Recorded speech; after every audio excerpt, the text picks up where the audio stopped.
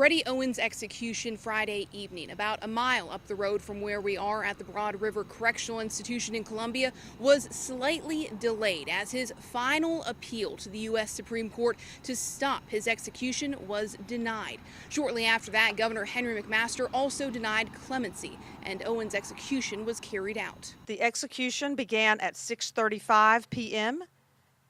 and inmate Owens was pronounced dead by a physician at 6:55 p.m. Owens was convicted of murdering convenience store clerk Irene Graves during an armed robbery in Greenville in 1997. Press witnesses to his execution say Graves' oldest son and son-in-law were there Friday to watch the man convicted of her murder die. They looked intently. They didn't. Their gaze didn't look away from him until well into the process, when you could tell his breathing had stopped. Witnesses say Owens did not have a final statement, but maintained eye contact with his attorney through the execution. He was mouthing several words, but you could hear him say bye.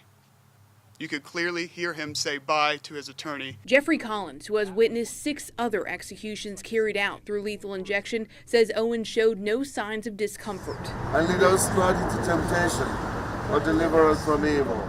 Before Owens' execution, death penalty opponents held a vigil outside the prison, urging Governor Henry McMaster to reduce his death sentence to life in prison without parole, something no South Carolina governor has done since the death penalty was reinstated in the 1970s. I think it is wrong to kill any human being. If we want to make South Carolina a truly pro-life state, that has to include abolishing the death penalty. McMaster denied clemency, and soon after, Owens' execution was complete. At that point, DOC officials said, the case of South Carolina against Freddie Owens is complete at 6:55 p.m. With Owens' execution, there are now 5 men on the state's death row who are out of appeals. The South Carolina Supreme Court has yet to set the dates of their executions. Reporting Columbia, I'm Mary Green.